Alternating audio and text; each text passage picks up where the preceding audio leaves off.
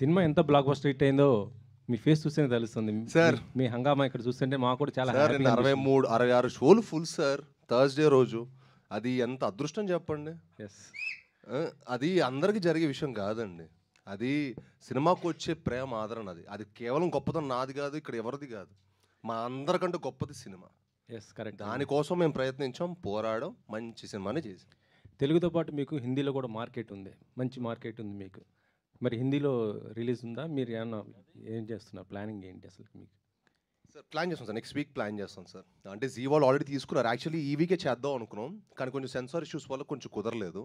But next week డెఫినెట్గా మేము plan చేస్తాం సార్. ఈ జానర్ సినిమా ఇంకా అక్కడ బాగా రీచ్ అవుతుంది డెఫినెట్గా. అవును. ఇప్పుడు జెన్యున్గా ఆర్గానిక్గా చాలా ఇష్టపడ్డారు కాబట్టి మన తెలుగు ప్రేక్షకులు అందరూ డెఫినెట్గా రీచ్ అవుతుంది సార్. ఓకే సాహు గారు, ఒక సినిమా హిట్ అయిందంటే మొత్తం టాలీవుడ్ మొత్తం కూడా ఫుల్ ఎంకరేజ్ చేస్తూ సపోర్ట్ చేస్తుంటారు. ఇటీవల వచ్చిన ప్రతి సినిమాను చూసాం. ఈ సినిమాని మీరు మెగాస్టార్ చిరంజీవి గారికి చూపించే అవకాశం ఉందా? ఏంటి, ఎవరెవరికి చూపించబోతున్నారు? ఎందుకంటే సినిమా హిట్ అయిందంటే వాళ్ళే చూడటానికి ఇంట్రెస్ట్ చూపిస్తుంటారు, చూసి కూడా ట్వీట్ చేస్తూ ఎంకరేజ్ చేస్తుంటారు. అవును సార్, అది మనం చూసాం ముందు సినిమాలు కూడా. డెఫినెట్గా ఇప్పుడు చిరంజీవి గారు షూటింగ్లో ఉన్నారు. ఆయన టైం తీసుకుని డెఫినెట్గా ఆయన సినిమా చూపిస్తానండి. ఆల్రెడీ ఇండస్ట్రీ నుంచి చాలామంది ట్వీట్ చేశారు. నేను చైతన్య గారు చేశారు, ఇవాళ శ్రీకాంత్ గారు చేశారు. అందరూ ఆల్రెడీ చూసిన వాళ్ళు ట్వీట్ చేస్తున్నారు. డెఫినెట్గా గోయింగ్ ఫార్వర్డ్ అందరి సపోర్ట్ మాకు ఉంటుందని అనుకుంటున్నామండి. కౌశిక్ శ్రీను గారు సార్, ఇందాకలో మీరు లాస్ట్లో మాట్లాడారు, 3 ఏళ్లకి సినిమా చేసేవాడు గొప్పవాడా, సంవత్సరానికి 3 సినిమాలు చేసేవాడు సార్ గొప్పవాడా? అలాగా సార్, నేను 4 ఇండస్ట్రీలో లేను కదా. నేను లేను, ఓకే. నేను 4 ఇయర్స్ నుంచి ఇండస్ట్రీలో లేను కదా. సో తెలియదు, అంత కొత్తగా ఉంది ఇప్పుడు అంతా. ఇంకా నేర్చుకోవడం కొంచెం నాకు కొత్తగా ఉంది అంటాను అంతే. మీకు కొత్తగా ఉందంటారా? నాకు కొత్తగా, జెన్యున్ కొత్తగా ఉంది.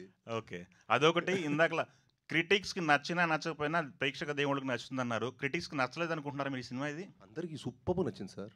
అంటే 1-2% ఉంటుంది కదా సార్. Okay, 1-2% sir. 98% క్రిటిక్స్ కూడా ఎక్స్ట్రాడినరీ ఎక్స్ప్లోర్ చేశారు. కాకపోతే ఏంటంటే మేము ఎక్స్పెక్ట్ చేసామంటే మా సినిమా మేము యాక్చువల్ చేసింది మన మీడియా వాళ్ళని దృష్టి పెట్టుకొని వాళ్ళ సపోర్ట్ ఇస్తారు ఇలాంటి సినిమాకి అని చెప్పి మంచి సినిమా చేసానికి ప్రయత్నించాను సార్. వాళ్ళని దృష్టి పెట్టుకొని మన మీడియాని నన్ను ఎక్కువ సపోర్ట్ చేస్తాం అనుకునే సినిమా. ఓకే, అక్కడ ఏదో 1-2% సార్, అది ఇంకా కామన్ కదా. ఓకే. అదే ఎక్కడో ఏదో ఏరియాలో హట్ అయినట్టు కనపడుతుంది మీరు ఇందాక నుంచి. అసలు హట్టే మొహం సార్ మంది లేదుగా. ఓకే, ఆల్ ది బెస్ట్ అండి. Thank you. కౌశిక్ గారు సార్ చెప్పండి సార్. సూపర్గా ఉంది, సీన్స్ బాగున్నాయి, మీరు ఎంచుకున్న క్యారెక్టర్లు కూడా ఆర్టిస్టులు కూడా బాగా చేశారు. సినిమా భయపెట్టేది మోస్ట్లీ చేతన్, భయపెట్టించేసి. సో చేతన్ చేసిన సినిమాల కంటే ఈ సినిమా కోసం మీరు ఆయన నమ్మి ఇచ్చిందే, ఎక్కడ నమ్మారు అంతే ఇంత బాగా చేయగలడు అని? యాక్చువల్లీ ఫస్ట్ సాహు గారు నమ్మారు, టు బి వెరీ ఆనెస్ట్. తర్వాత నాకు మనోడు స్కోర్ చేసిన తర్వాత, ఎస్పెషల్లీ సెకండ్ హాఫ్లో కొన్ని థీమ్స్ అవన్నీ చేసిన తర్వాత, టీజర్ అవి చేసిన తర్వాత అసలు ఎక్స్ట్రాడినరీగా అనిపించింది. అప్పటి నుంచి నాకు ఇంకా ఎక్కువ బిలీఫ్ వచ్చింది. సో నాకు బేసిక్గా నాకు చేతుంది ఇంతకుముందు నేను హరోం హరా ఇలా కొన్ని ఫిల్మ్స్ అసలు ఆర్ఆర్ అదరగొట్టాడు కదా అని అనుకునేవాడిని డెఫినెట్లీ.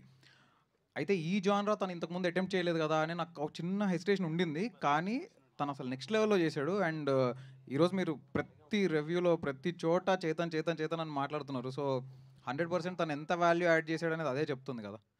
యా, సాహు గారు, చేతన్ గారు, సాహు గారు సాహు గారు చెప్పండి. శ్రీను గారు అన్నట్టు ఫస్ట్ కొంచెం లిమిటెడ్ స్క్రీన్స్ వేశారు ప్రీమియర్స్, తర్వాత పెంచుకుంటూ వెళ్ళారు. ఇప్పుడు నెంబర్ ఆఫ్ స్క్రీన్స్ కనిపిస్తున్నాయి, హౌస్ఫుల్స్ కూడా పడ్డాయి. సో డే 1 ఎంత ఎక్స్పెక్ట్ చేయొచ్చు సినిమా నుంచి, ఎంత కలెక్ట్ చేయబోతుంది? సార్ నెంబర్స్ ఇప్పుడైతే నేను చెప్పలేనండి. డెఫినెట్గా ఈవినింగ్కి ఒక క్లారిటీ వస్తుంది, డెఫినెట్గా చెప్తాం.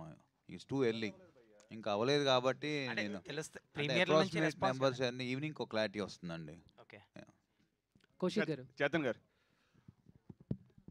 శ్రీనివాస్ గారు. శ్రీని గారు సార్ అంటే హర్రర్ మూవీస్లో హీరో క్యారెక్టరైజేషన్స్లో మీ క్యారెక్టరైజేషన్ చాలా బాగుంది సార్. కౌశిక్ గారు ఒక సెల్ఫ్లెస్ క్యారెక్టర్ని క్రియేట్ చేశారు, ఒక యూనివర్సల్ అప్పీల్ ఉన్న క్యారెక్టర్ని క్రియేట్ చేశారు. అంటే ఇంట్రడక్షన్ సీన్ నుంచి చూస్తే క్యారెక్టర్కి సెల్ఫ్లెస్గా ఉంటాడు త్రూఅవుట్ సినిమా అంతా. చాలా యూనిక్గా ఉంది. మీరు ఎస్పెషల్లీ సెకండ్ హాఫ్కి వచ్చేసరికల్లా మీ పెర్ఫార్మెన్స్ అనేది టాప్ నాచ్ అనిపించింది సార్. అంటే కథ కట్టుబడి ఉన్నారు ప్రతి సన్నివేశంలో, అది బాగా అనిపించింది సార్.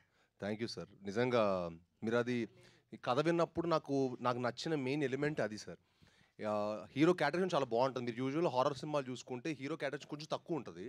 బట్ ఈ సినిమా ఏంటంటే హీరో క్యారెక్టర్ కూడా చాలా అద్భుతంగా ఉంటుంది, పర్ఫార్మెన్స్కి చాలా మంచి స్కోప్ ఉన్నది.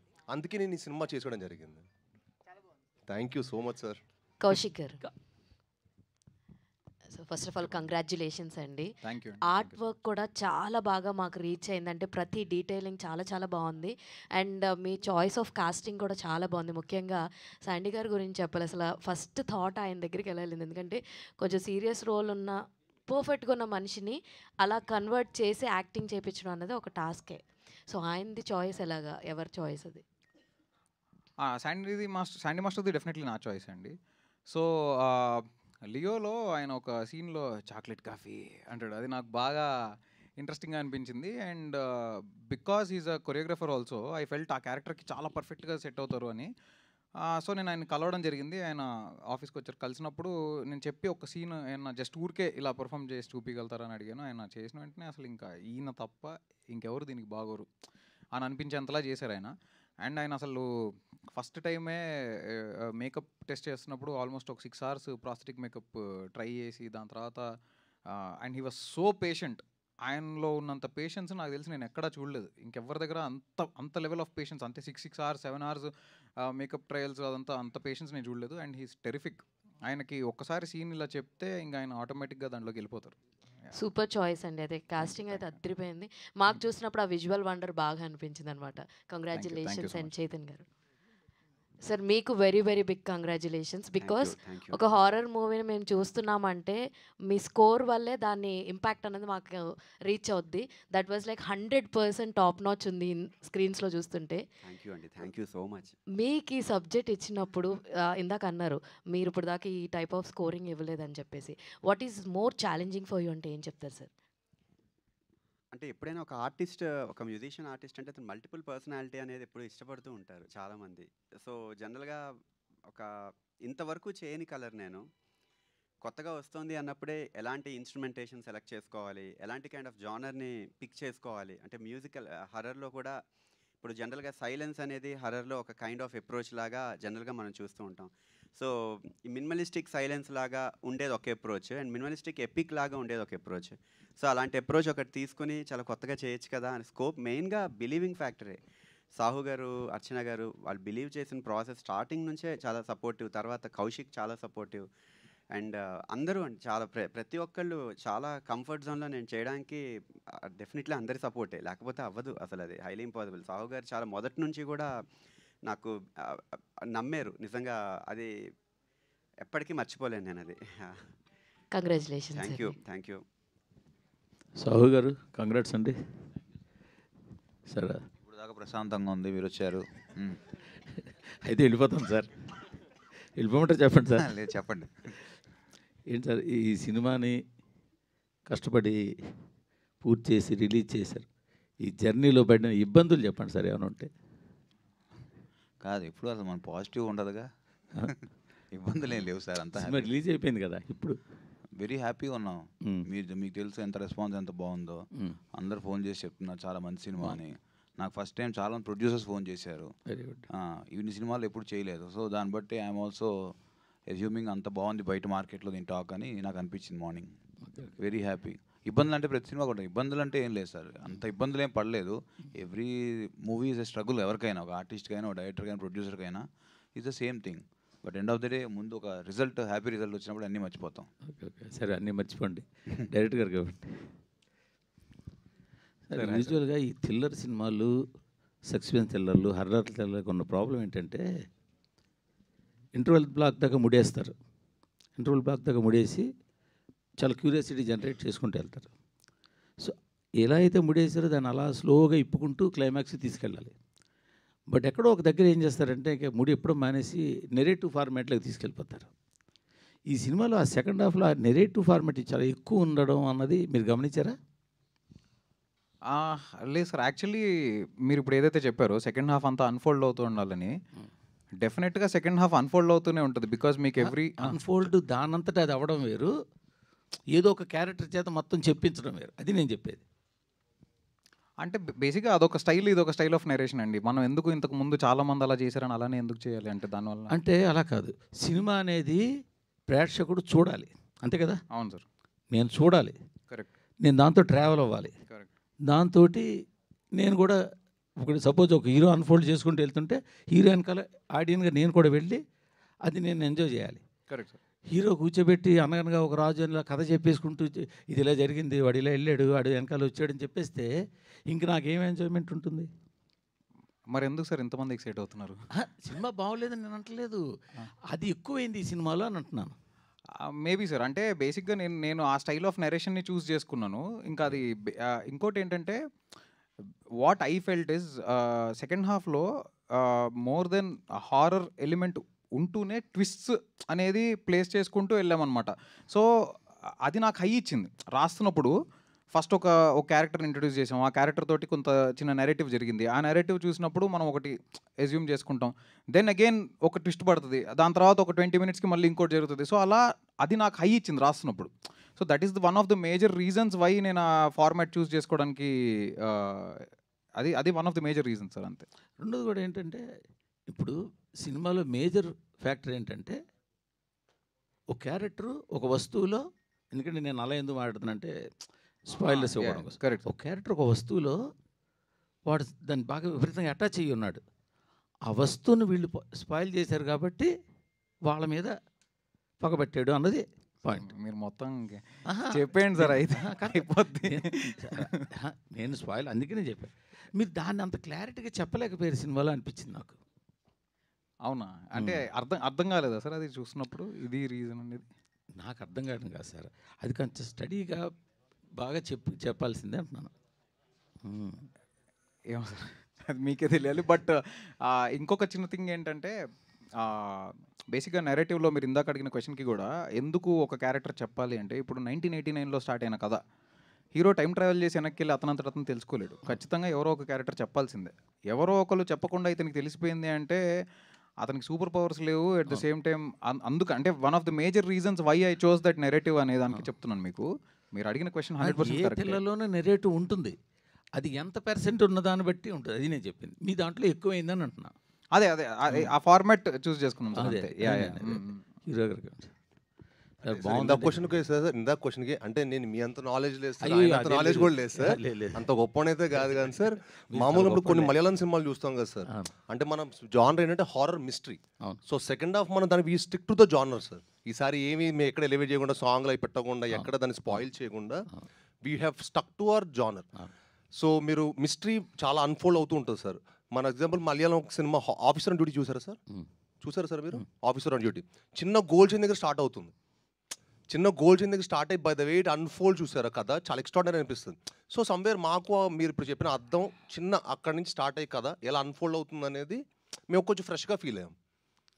బట్ మీది ఏదైతే క్లైమాక్స్ పార్ట్లో మీ గెటప్లోనే విలన్ కూడా రావడం, ఆ పార్ట్ చాలా బాగుంది. అక్కడ మీరు చేయడం కూడా బాగా చేశారు. కంగ్రాట్స్ అండి.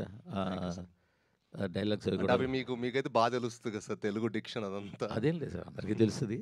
బాగుంది సార్, బాగా చేశారు. Thank you. ఇంకా కొంచెం బాగా నాలెడ్జ్ ఉంటుంది. లేదు, congrats sir. Thank you, congrats.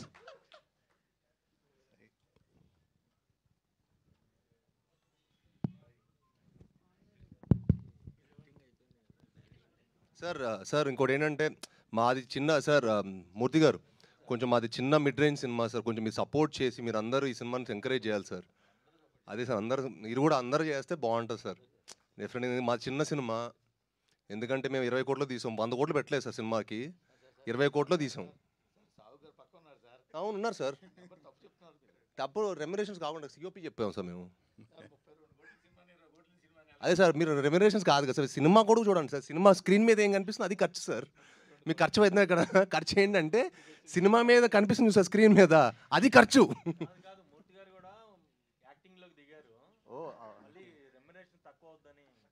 అయ్యో అదే సార్, అదే సిఓపి సార్. సిఓపి అంటే cost of production sir, cost of production చెప్తాను సార్. సాయి సార్ ఇందాక క్లైమాక్స్ గురించి చెప్పారు కదా, జనరల్గా హీరోలో కూడా దెయ్యం ఆవహించడం అనేది చాలా రేర్ ఎలిమెంట్.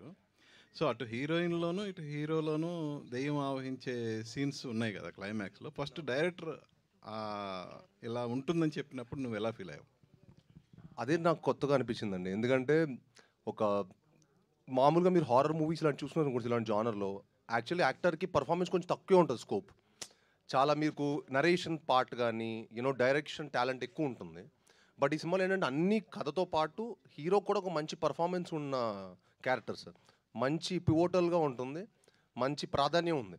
సో అది నాకు ఎగ్జైట్ చేసింది అనమాట. ఇది కొంచెం ఫ్రెష్గా అనిపించింది. ఎట్ ది సేమ్ టైం నాకు హారర్ మిస్టర్ థ్రిల్లర్లా అనిపించింది సార్ కథ విన్నప్పుడు. It's just not a horror film, it's a thriller also.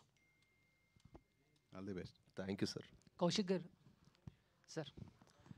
Sir congratulations. Thank you so అండి. సినిమా చూసిన తర్వాత కొన్ని క్యారెక్టర్స్ మేము కూడా సర్ప్రైజ్ ఫీల్ అయ్యాం. ముఖ్యంగా సీనియర్ హీరోయిన్ ఒక ఆవిడ ఉంటాం ఆ క్యారెక్టర్. అండ్ మీ ప్రేమ గారు. లాస్ట్ మూవీ చూసుకున్న ఆమెని గారిని కొంచెం డిఫరెంట్గా చూపించారు. సో దీంట్లో కూడా సో ఈవిడ్ని డిఫరెంట్గా చూపించారు. సో ఏంటి సార్ అంటే సో ఏంటి అంటే అలాంటి హీరోయిన్స్ అంటే గ్లామర్ హీరోయిన్స్ని తీసుకొచ్చి ఇలా చూపించడం అలా ప్లాన్ చేసి చేసింది అయితే కాదండి. నాకు బేసిక్గా మదర్ క్యారెక్టర్ అనేది చాలా ఇష్టం. ఎవరికి ఇష్టం ఉండదు, అమ్మ అంటే ఎవరికి ఇష్టం ఉండదు.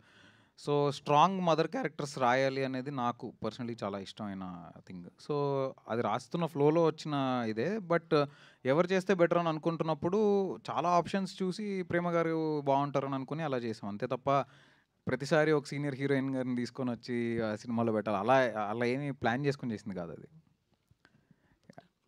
సార్ ఇంకొక చిన్న thing I wanted to address. ఇందాక మీరు అడిగారు కదా సార్ ఏంటంటే హీరోయిన్లోకి హీరోలోకి వెళ్ళిన అనేది. యాక్చువల్లీ ఎంతమంది ఇది నోటీస్ చేశారనేది నాకు తెలియదు, కానీ జనరల్లీ ఏంటంటే మీకు ఒక మనిషిలోకి ఒక దయ్యం వెళ్ళడం అనేది అంత ఈజీ కాదు. అంటే ర్యాండమ్గా ప్రతి ఒక్కళ్ళు వాళ్ళకి వెళ్ళిపోయింది, వీళ్ళకి వెళ్ళిపోయింది, వీళ్ళకి వెళ్ళిపోయింది, అలా అలా ఒక దయ్యం ఒక మనిషిలోకి వెళ్ళడం అనేది అంత ఈజీ కాదు. అంటే మన బాడీ బేసిక్గా చాలా స్ట్రాంగ్. ఒక అయోధ్య లాంటిది మన బాడీ అనేది, చాలా స్ట్రాంగ్, అన్కాంకరబుల్ అది. సో అంటిల్ అండ్ అన్లెస్ మనం వీక్ అయ్యి మనం ఎమోషనల్లీ, మెంటల్లీ, స్పిరిచువల్లీ అన్ని రకాలుగా మనం వీక్ అయ్యి ఉన్న మూమెంట్లో మాత్రమే it can get into us. So అందుకే సినిమాలో మీకు ఎవరిలోకి పడితే వాళ్ళకి వెళ్ళిపోవడం అలా ఉండదు. మీకు చిన్న చిన్న ఇల్యూజన్ లాంటి కైండ్ ఆఫ్ ఇది ఉంటుందేమో తప్ప ఒక పర్సన్లోకి స్పెసిఫిక్గా వెళ్ళడం అనేది 2 చోట్ల జరుగుతుంది. ఆ 2 చోట్ల కూడా there is a reason and there is a meaning for it. So అది 100% ఆ మీనింగ్ తోటే చేసాము. అండ్ మీకు అబ్జర్వ్ చేస్తుంటే సినిమా స్టార్టింగ్లో కూడా చాలా చిన్న ఒక బీటిల్ తోటి స్టార్ట్ అయింది. సో బికాజ్ అది స్మాలెస్ట్ ఆఫ్ ద ఇది కాబట్టి, అంటే ఉన్న స్మాల్ ఇన్సెక్ట్స్ వాటిలో అది కూడా బీటిల్ కూడా ఒకటి కాబట్టి నేను అలా ఒక వీక్ దీని నుంచి స్టార్ట్ చేసి then slowly how it got into human అనేది తర్వాత చెప్పాం అది. సాయి గారు సార్, దెయ్యాలు ఉన్నాయని నమ్ముతారా పర్సనల్గా? అంటే దేవుడు చూడ చిన్నప్పటి నుంచి ఏంటంటే సార్, దేవుడు చూడ దెయ్యం ఉందని చెప్పి మనం నమ్మడం అలా చేస్తారు కదా సార్. సో నమ్ముతాను సార్. అంటే దేవుడిని ఎంతో నమ్ముతాను నేను. దేవుడు అంటే నాకు చాలా ఇష్టం సార్. అంటే నేను బెండేది ఒక్క చోటే. So yeah I believe it. So మీరు కానీ సాహు గారు కానీ సక్సెస్ టూర్ అయినా ప్లాన్ చేస్తున్నారా? Sir on the way. ఎందుకంటే ఈ సినిమా డెఫినెట్గా తెలుగు ప్రేక్షకుల మటుకి చాలా గ్రేట్ సార్. ఎందుకంటే వాళ్ళు నిన్న మాకు 3 షోలతో ప్రీమియర్ స్టార్ట్ అనుకుంది, 66 షోలు ఫుల్ అవటం అనేది ప్యూర్ లవ్ ఫర్ సినిమా అందరికంటే చెప్పాను కదా ఇక్కడ ఉన్న మేము అందరికంటే సినిమా గొప్పది. సో డెఫినెట్గా వాళ్ళ దగ్గరికి వెళ్ళి ఈ సినిమాని ఇంకో స్థాయిలో పెట్టడానికి నా ప్రయత్నం నేను చేస్తాను సార్. అది జనాల్లోకి వెళ్ళి ప్రమోట్ చేస్తాను sir. Congrats sir. Thank you sir. చివరి ప్రశ్న ఇవాళ కార్యక్రమంలో కాదా?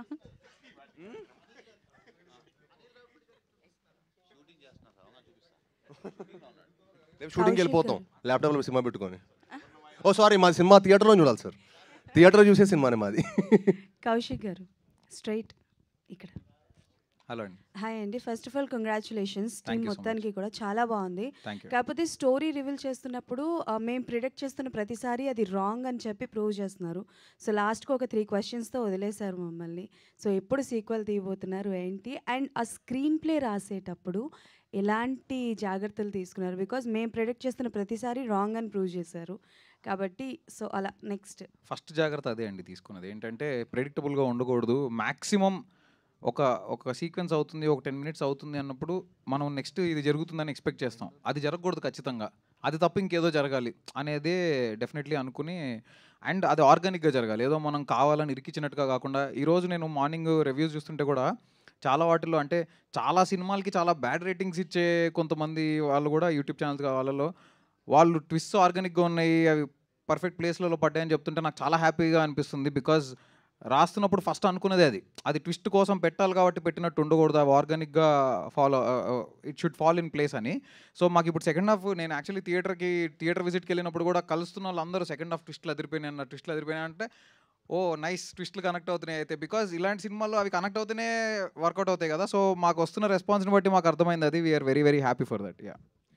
అండ్ ఆ కిడ్ని తీసుకొచ్చారు కదా, చైల్డ్ క్యారెక్టర్ చేశారు. అబ్బాయి రియలేనా లేకపోతే ఆ అబ్బాయికి కూడా ఏమైనా చెప్పడం జరిగింది? బికాస్ ఈ నెయిల్డ్ ఇట్, చాలా బాగా చేశాడు ఆ అబ్బాయి. శాండీ గారు బాగా చేశారు, బట్ ఆయన చిన్నప్పుడు క్యారెక్టర్ చేసిన అబ్బాయి అవును, గురించి చెప్పండి. అబ్బాయి రియలే, ఆ అబ్బాయికి పెట్టిన పళ్ళు రియల్ కాదు, అవి చేయించాం. But yeah, he's a fantastic actor. Harshit అని చాలా బాగా చేశాడు అతను. యా. హీరో గారు సార్, సినిమా మీ ఫాదర్ సురేష్ గారు చూడడం జరిగిందా? ఏంటి ఆయన రెస్పాన్స్ ఏంటి, ఎలా రియాక్ట్ అయ్యారు? అఫ్కోర్స్ సార్ చూశారు, ఆయన చాలా చాలా హ్యాపీ.